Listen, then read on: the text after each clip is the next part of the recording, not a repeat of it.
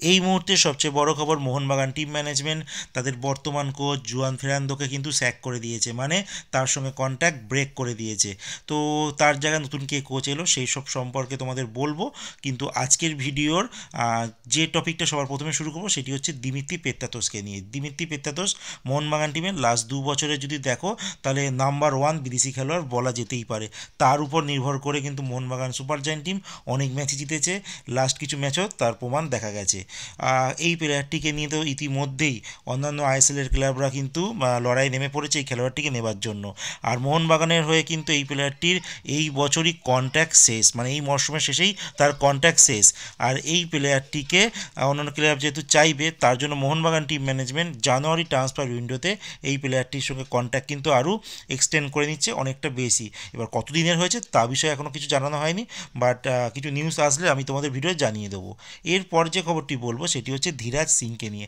একটা সময় এটিকে মোহনবাগানে যখন ছিল তখন খেলেছিল এই ধীরাজ সিং, আর এফসি গোয়াতে এখন আর তিনি 1 নম্বর গোলকিপার নয়, তিনি এখন রিজার্ভেই থাকেন। আর এই প্লেয়ারটি একটা ডিমোটিভেট হচ্ছিল যেহেতু তিনি প্লেইং ইলেভেনের চান্স পাচ্ছেন না বলে।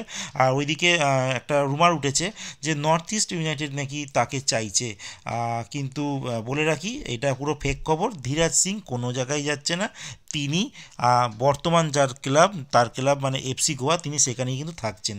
এরপর যে খবরটি বলবো হায়দ্রাবাদ এফসিকে নিয়ে।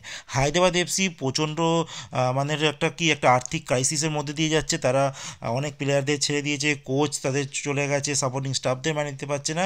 কিন্তু এর মধ্যে একটা আশার খবর শোনা যাচ্ছে যে তারা নিউ ইনভেস্টার কিন্তু তারা পেতে চলেছে, আর সেই ইনভেস্টারটা হচ্ছে মিডিল ইস্ট এশিয়ার একটি দেশ থেকে নাকি আসছে। আর তারা নাকি হিউজ পরিমাণে কিন্তু মানি ইনভেস্ট করবে এই ক্লাবটির উপর। দেখা যাক কী হয়, যদি আসে তো ভারতীয় ফুটবলের জন্য খুব ভালো। আর লাস্ট যে খবরটি বলবো সেটি হচ্ছে মোহনবাগান টিমকে নিয়ে। জুয়ান ফেরান্দোকে বলেই দিলাম, তাকে স্যাক করে দিয়েছে এবং তার জায়গায় কে নতুন কোচ হয়ে আসছে।